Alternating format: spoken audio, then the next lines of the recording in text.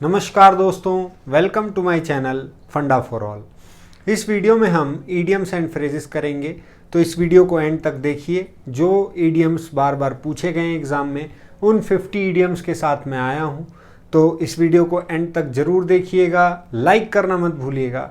चलिए शुरू करते हैं।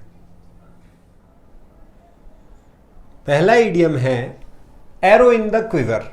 Arrow in the quiver means होता है एक ऐसा दाव जिसकी मदद से लक्ष्य भेदा जा सकता है। अब इसे ध्यान कैसे रखेंगे, तो देखिए इसमें क्विवर है। क्विवर मीन्स होता है तुणीर, जिसमें तीर को रखा जाता है। अगर आपके तुणीर में तीर बचा हुआ है तो अभी भी फैसला नहीं हुआ है, अभी भी मैच जो है वो किसी भी दिशा में जा सकता है। जैसा कि क्रिकेट के लोग बोलते हैं ना कि अभी भी बल्लेबाज बचे हुए हैं, तो उसी तरीके से होता है arrow in the quiver. Next idiom है अ सोर पॉइंट। सोर मीन्स होता है घाव, मतलब चोट जो लग जाती है, घाव। तो चोट से अगर कोई चोट पे हल्का सा भी दूसरा व्यक्ति छू भी दे अनजाने में या हम खुद ही, तो काफ़ी दर्द होता है। तो अ सोर पॉइंट होता है एक ऐसा मुद्दा जिससे बीती बातें याद आ जाती हैं, मन दुखी हो जाता है। नेक्स्ट ईडियम है ऑ इंस्पायरिंग। ऑ इंस्पायरिंग मीन्स क्या होता है, तो एक ऐसा व्यक्तित्व, व्यक्ति नहीं व्यक्तित्व, व्यक्ति का ही व्यक्तित्व होता है जिससे आपको प्रेरणा मिले, साथ साथ एक भय भी पैदा हो हल्का सा। किस प्रकार का भय, तो भाई जब हम किसी से प्रेरित होते हैं ना, तो अगर हम उसको फुल्ली कॉपी नहीं कर पाते, मतलब उसके जैसा नहीं बन पाते, या जब प्रोसेस में चल रहे होते हैं बनने का, हम पूरा प्रयत्न करते हैं, तो उसको देखने में, सुनने में एक हमारे अंदर भय की जब अनुभूति होती है, तो बोला जाता है ऑ इंस्पायरिंग। उस व्यक्ति के चरित्र को ऑ इंस्पायरिंग से हम नवाजेंगे, इस ईडियम का इस्तेमाल करेंगे। नेक्स्ट है एट रैंडम। रैंडम मीन्स होता है अचानक।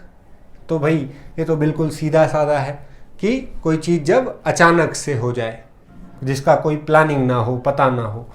अगला है a square deal. A square deal एक ऐसा काम जो कि ईमानदारी भरा हो। इसको कैसे ध्यान रखेंगे, तो देखिए इसमें स्क्वायर है।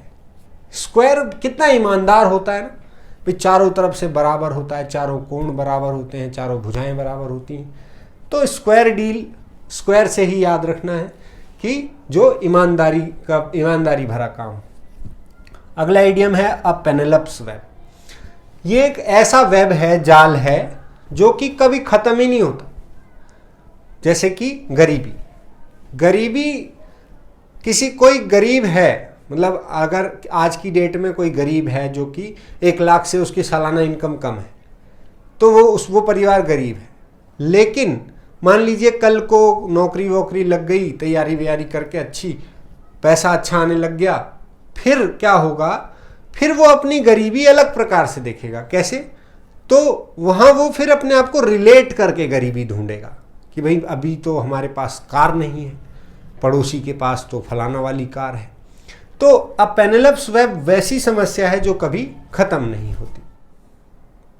नेक्स्ट ईडियम है back the question. Back the question means क्या होता है, तो बैक द क्वेश्चन मीन्स होता है किसी बात को सत्य मान लेना, बिना किसी सबूत के सत्य मान लेना। नेक्स्ट है बेली अप। बेली अप मीन्स होता है किसी भी काम को खराब कर देना। अब देखिए इसे ध्यान कैसे रखेंगे, तो जैसा इसमें बेली आ रहा है, बेली मीन्स होता है स्टमक, और अगर हम स्टमक से जाएं तो अगर, और फिर इसमें अप है, तो जैसा कि छोटे बच्चे होते हैं, आपने देखा होगा, अगर उनको कोई ऐसे उल्टा कर देता है, पैर से उठा लेता है, या उनका सर नीचे की तरफ हो जाता है, तो जो उनकी पाचन क्रिया है, अगर उन्होंने कुछ खाया होता है तो तुरंत वो बाहर आ जाता है, पचता नहीं। तो हम क्या करते हैं, उनकी पाचन क्रिया को बिगाड़ देते हैं, ऐसा करके, बेली अप करके, मतलब पेट का डायरेक्शन बदल के। तो इस तरीके से हम इसे ध्यान रख सकते हैं। नेक्स्ट है beside themselves. Beside themselves means होता है काफ़ी चिंतित होना, बेचैन हो जाना, बिसाइड देमसेल्व्स। अब देखिए बिसाइड का क्या मीनिंग होता है, बिसाइड मीन्स होता है किसी चीज़ के बगल में, नेक्स्ट टू समथिंग, और देमसेल्व्स मतलब अगर सिर्फ एक ट्रिक तरीका है, एक मेरा तरीका है अपना कि मैंने इसको किस तरीके से ध्यान रखा है कि आप जहाँ भी हैं उससे आप अलग हो चुके हैं, मतलब बगल में, वहाँ पे नहीं है, उसके बगल में है। मतलब जिस भी एटमॉस्फेयर में आप बैठे हैं आप वहाँ मौजूद नहीं हैं, बिसाइड हो गए हैं, मतलब उससे नेक्स्ट बगल में क्या हो रहा है वहाँ सोच रहे हैं। मतलब बेसिकली आप उस मोमेंट को ना एंजॉय करके किसी और चिंता में डूबे हुए हैं। तो इस तरीके से हम इसे ध्यान रख सकते हैं। फिर है bits and bobs. Bits and bobs, जैसा कि इसको सुन के ही थोड़ा सा समझ आ रहा है, ये होता है छोटी मोटी कई सारी चीज़ों को बोल देते हैं कि भाई ये बिट्स एंड बॉब्स हैं। फिर है bottom line. Bottom line means होता है किसी भी बात का या किसी भी चीज़ का मुख्य बिंदु, बोले तो कंक्लूजन। जैसे कई लोग बात करते हैं तो घुमा फिरा के बात करते हैं। अगर हम उनसे कहें कि इसका बॉटम लाइन क्या है, कंक्लूजन क्या है, तो बॉटम लाइन होता है कंक्लूजन, या शुद्ध मुनाफा भी बोलते हैं इसे, जो प्रॉफिट है, बस प्रॉफिट पे ध्यान दें, बाकी इर्द गिर्द की बातें ना ध्यान दी जाए, तो होता है बॉटम लाइन। फिर है by all accounts. By all accounts means होता है हर प्रकार से, जहाँ से भी अगर कोई इंफॉर्मेशन गैदर की जा सकती है किसी चीज़ को लेकर, तो बोला जाता है बाय ऑल अकाउंट्स। अगला इडियम देखिए, call the shots. Call the shots meaning होता है किसी भी स्थिति में प्रभावी होना, मतलब आप इंचार्ज हैं वहाँ पे, आपके पास कंट्रोलिंग पावर है, तो कॉल द शॉट्स का इस्तेमाल किया जाता है।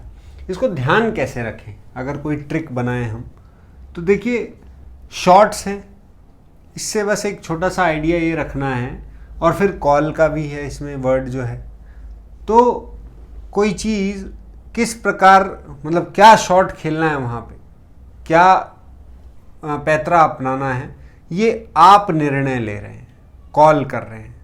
तो इस तरीके से हम इसे ध्यान रख लें। देखिए छोटी सी एक मतलब पहल है, इस तरीके से इजीली याद रह जाएगा। फिर है case in point. Case in point, इसका मीनिंग होता है किसी चीज़ का उदाहरण, एग्जाम्पल। अब ये पॉइंट है इसमें और केस है, मतलब किसी केस में कोई पॉइंट है, मुद्दा है, तो मतलब वही एक तरीके का उदाहरण है, एग्जाम्पल है। ये तो बहुत सिंपल है, मतलब इनबिल्ट हो जाएगा, ये वैसे ही समझ आता है, case in point. Come to a head. Come to a head meaning होता है किसी समस्या का एकदम सर तक आ जाना, बोलते हैं ना पानी नाक से ऊपर चढ़ गया, तो उस तरीके से ही किसी समस्या का जब कोई समस्या सर तक आ जाती है, हेड तक, तो इसका इस्तेमाल किया जाता है, कम टू अ हेड। फिर है cut above. Cut above means होता है जैसे आप कोई कार्य करते हैं रेगुलर, उस पर रेगुलर डेज में, जैसे मैं ही वीडियोस बना रहा हूँ, और वीडियो बनाते मतलब हर दिन कुछ ना कुछ हम अपने चैनल पे अपलोड करते हैं, कुछ ना कुछ बनाते हैं।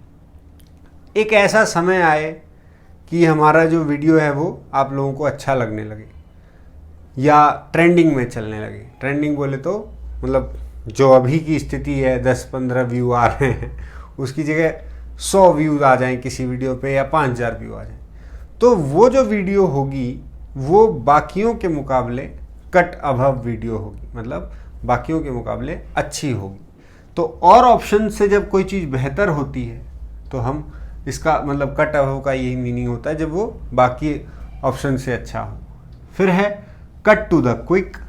कट टू द क्विक का मीनिंग होता है बहुत जल्दी गुस्सा कर जाना, या मतलब हर्ट हो जाना, तो अचानक ये इसमें क्विक है देखिए, तो इससे जो जल्दी से गुस्सा कर जाते हैं या अपने दिल पर बात को ले लेते हैं, तो cut to the quick. Next है carve out a niche. Carve out a niche में देखिए निशे, इसको निशे प्रोनाउंस करते हैं, बाकी अगर कोई गड़बड़ होगी तो चेक कर लीजिएगा। निशे मीन्स होता है कोई एक अपॉर्चुनिटी या कोई एक पदवी जिसको कार्व आउट किया गया है, मतलब हासिल किया गया है। तो कार्व आउट अ निशे मीनिंग होता है जीवन में कोई अच्छा मुकाम हासिल कर लेना। नेक्स्ट है कटिंग एज। कटिंग एज जो है ये दर्शाता है किसी व्यक्ति के गुणों को, और कैसे गुण, तो इस प्रकार के गुण की भाई शानदार एकदम, मतलब सुसज्जित, गुणों से सुसज्जित कोई व्यक्ति जो हो, तो उसके गुणों को कटिंग एज बोला जाता है। नेक्स्ट है कट कॉर्नर्स। अब देखिए कट कॉर्नर्स मतलब जब जल्दीबाजी में, जैसे हम कोई चीज़ सजा रहे हैं या कोई बॉक्स बना रहे हैं या कवर लगाते हैं ना बुक वगैरह पे, जब कवर लगा रहे होते हैं तो थोड़ा बहुत इधर उधर से उसको कट करना होता है। या जब फ़ोटो होती है पासपोर्ट साइज़, उसको जब हम उसमें बना रहे होते हैं तो कई लोग उसको कॉर्नर से ऐसे इधर उधर काट देते हैं, वो अजीब सी बन जाती है। होता है ऐसा जनरली। तो कट कॉर्नर्स का मीनिंग होता है जल्दीबाजी में किसी काम को बिगाड़ देना। नेक्स्ट इडियम है डबल टेक।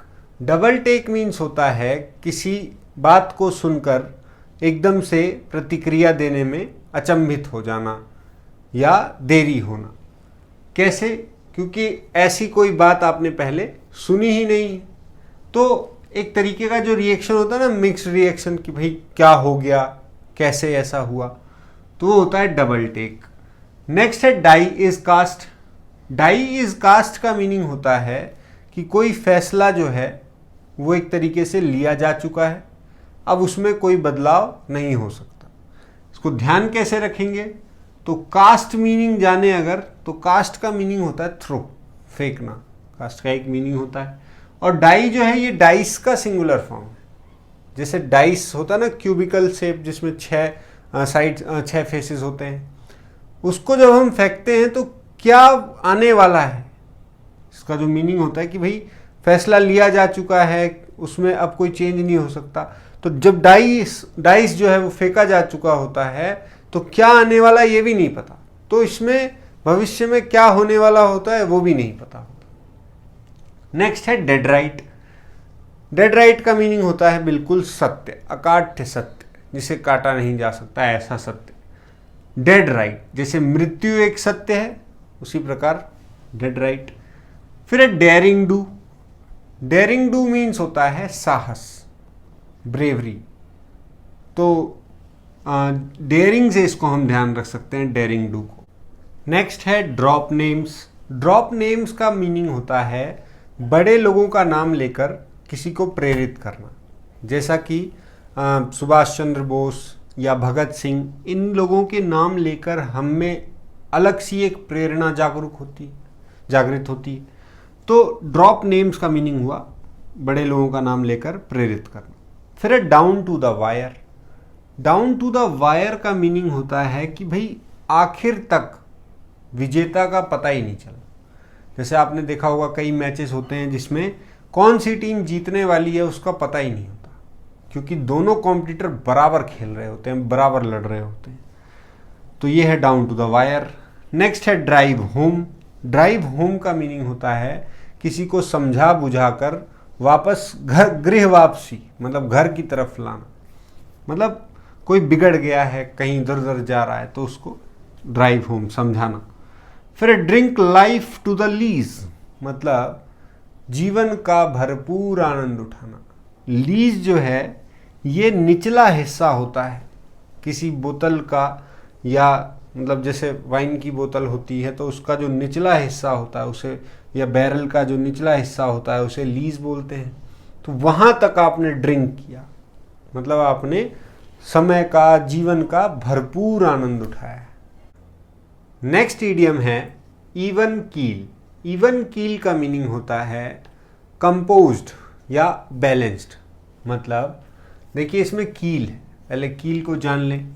कील जो होता है ये शिप के बेस को बोलते हैं। शिप का जो बेस होता है, निचला स्तर होता है, उसको कील बोलते हैं। अगर वो इवन है, मतलब पानी में जो जहाज है वो बैलेंस्ड है, फर्स्ट क्लास चल रहा है, तो इवन कील बैलेंस को दिखाता है, बैलेंस के बारे में बताता है कि जो स्थिति चल रही है वो कंपोज्ड है, काम है। ठीक है। नेक्स्ट है एल्बो रूम। एल्बो रूम का मीनिंग होता है पर्याप्त स्पेस होना, जगह होना। अब देखिए एल्बो जो है भाई अपना ये एल्बो होता है।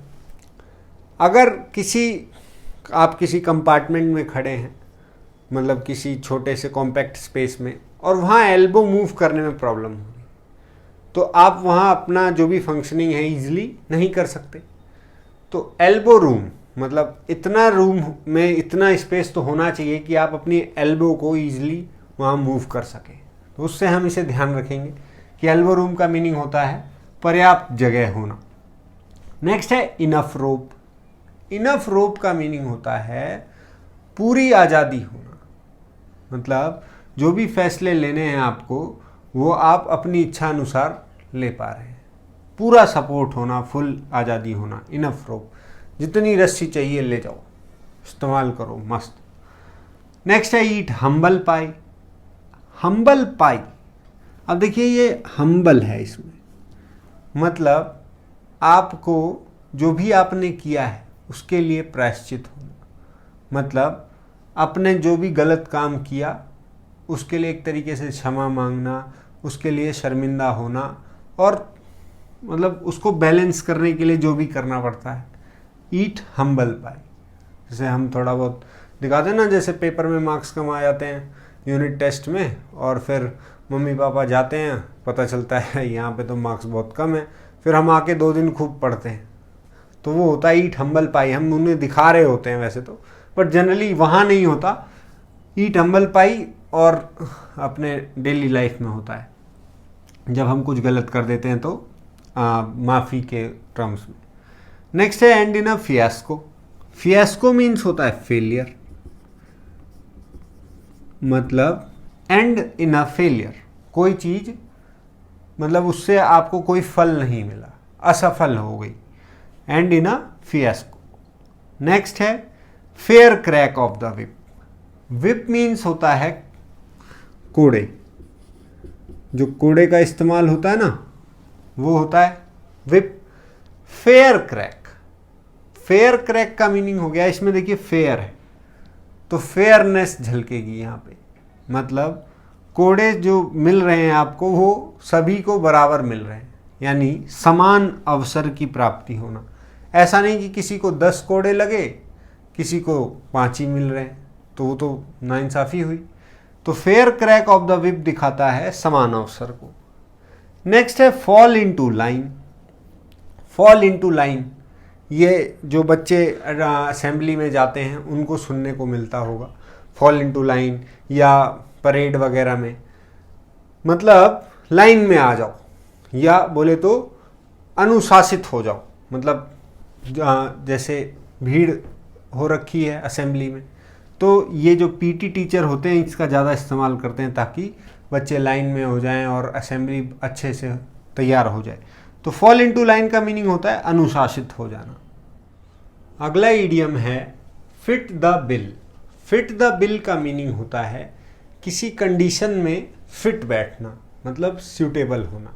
जैसा कि गर्मियों में जो नींबू पानी होता है फिट बैठता है, वही नींबू पानी सर्दियों में क्या हो जाता है, गला बिठा देता है या प्रॉब्लम करता है, बट गर्मियों के लिए बिल्कुल सूटेबल होता है, फिट बैठता है। तो फिट द बिल। नेक्स्ट है fly of the handle. Fly of the handle का मीनिंग होता है बहुत अधिक नाराज हो जाना, गुस्सा हो जाना। अब इसको देखिए, हैंडल ही मतलब हैंडल से ऊपर उड़ गया है, दिमाग मस्तिष्क उड़ चुका है, तो काफ़ी आसान है याद रखना। नेक्स्ट है फ्रूडियन स्लिप। फ्रूडियन स्लिप का मीनिंग होता है जुबान से कुछ ऐसी बात निकल जाना जो नहीं बतानी थी। फ्रूडियन स्लिप, स्लिप है इसमें, काफ़ी आसान है ये भी। नेक्स्ट है फुल थ्रॉटल। फुल थ्रॉटल का मतलब पूरे ऊर्जा, पूरी एनर्जी के साथ, पूरे जोश के साथ किसी काम को करना, फुल थ्रॉटल। नेक्स्ट है fullness of time. Fullness of time का मीनिंग होता है एप्रोप्रिएट टाइम। जब कोई चीज़ करने का उचित समय जो हो उसको कहते हैं फुलनेस ऑफ टाइम, या कोई चीज़ उचित समय पर हो जाए, ठीक है। नेक्स्ट है fall foul of. Fall foul of का मीनिंग होता है किसी विवाद में उलझ जाना, और वो भी बिना मतलब पता नहीं होता जब किसी को, और उस किसी विवाद में उलझ जाए तो फॉल फाउल ऑफ का इस्तेमाल होता है। फाउल देख रहे हैं आप, फाउल होता है ना दंड, तो फॉल फाउल ऑफ। नेक्स्ट है फॉर गुड। फॉर गुड का मीनिंग होता है हमेशा के लिए, जब कोई चीज़ फॉर एवर, या और इसका जो सिनोनिम्स हो जाएगा एक तरीके से फॉर कीप्स, इसका भी मीनिंग होता है फॉर एवर, हमेशा के लिए। और नेक्स्ट है fit to hold a candle. Fit to hold a candle का मीनिंग होता है गुणों में समान होना। अब इसका इस्तेमाल कहाँ होता है उसकी बात करें तो जैसे किसी ऑफिस में एक पोस्ट पे कोई व्यक्ति है और उसका जो सबॉर्डिनेट है, भाई वो सबॉर्डिनेट उसकी हेल्प करने के लिए है। अगर वो हेल्प ना कर पाए और वहाँ और उसकी परेशानियाँ बढ़ा दे, मतलब रखा गया है मदद करने के लिए और उसको कुछ आता ही नहीं, तो हम कहेंगे not fit to hold a candle.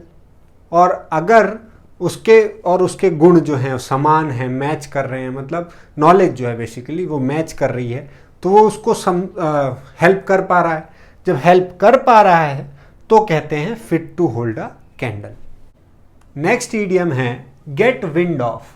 Gate wind of का मीनिंग होता है किसी के बारे में पूरा रहस्य जान जाना, क्या चल रहा है। बोलते हैं ना किस तरफ हवा बह रही है हमें सब पता है, तो उसका मतलब होता है गेट विंड ऑफ का कि पूरा रहस्य जान जाना। Go places. गो प्लेसेस का मीनिंग होता है अपने करियर में सफल हो जाना, जो भी चाहा था जहाँ चाहा था पहुँचना, उस मुकाम पर पहुँच जाना, गो प्लेसेस। नेक्स्ट है गो राई। गो राई मीन्स होता है तितर बितर हालत में होना, मतलब बर्बादी वाली स्थिति में होना। जो ये AWRY है राई, इसका मीनिंग होता है मतलब अव्यवस्थित हालत, बिल्कुल तितर बितर वाली हालत। फिर है go the whole hog. Go the whole hog means होता है पूरा अंतिम सीमा तक, जहाँ तक प्रयास किया जा सके कुछ पाने के लिए, वहाँ तक कोशिश करना, वहाँ तक प्रयास करना। नेक्स्ट है grey area. Grey area means होता है कमज़ोर पहलू। ये वो एरिया होता है जहाँ हम अपनी मदद नहीं कर सकते या फैसला नहीं ले सकते, जिस एरिया में वो होता है अपना स्टैंड नहीं ले सकते, वो होता है ग्रे एरिया, कमज़ोर पहलू। नेक्स्ट है ग्रिस्ट फॉर द मिल। ग्रिस्ट मीन्स देखिए होता है दाना, अनाज, जो ग्रेन्स होते हैं उन्हें ग्रिस्ट बोलते हैं। तो ग्रिस्ट फॉर द मिल, मिल के लिए, भाई मिल में दाना वगैरह इसका इस्तेमाल होता है। तो एस ग्रिस्ट फॉर द मिल मतलब ऐसा व्यक्ति या वस्तु जो कि किसी के काम आ सके या हमारे काम आ सके, जिससे हम अपने इस्तेमाल में ले सकें, वो कहलाएगा grist for the mill. Next है go to the winds. Go to the winds का मतलब होता है बर्बाद हो जाना, गो डाउन द ड्रेन्स, पूरी तरीके से बर्बादी की तरफ बढ़ जाना, बर्बाद हो जाना। तो ये था गो टू द विंड्स। तो दोस्तों ये थे 50 ईडियम्स जो कि बहुत बार एग्ज़ाम में पूछे गए हैं और काफ़ी इम्पॉर्टेंट भी हैं। इनको मैंने आपको समझाने की कोशिश की, जो भी वर्ड्स इनमें मीनिंग जो छुपा रहता है जिसकी वजह से पूरे ईडियम का मीनिंग कुछ और हो जाता है, उनको भी बताने की कोशिश की।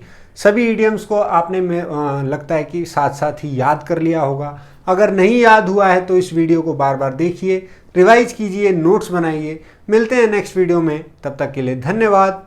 जय हिंद।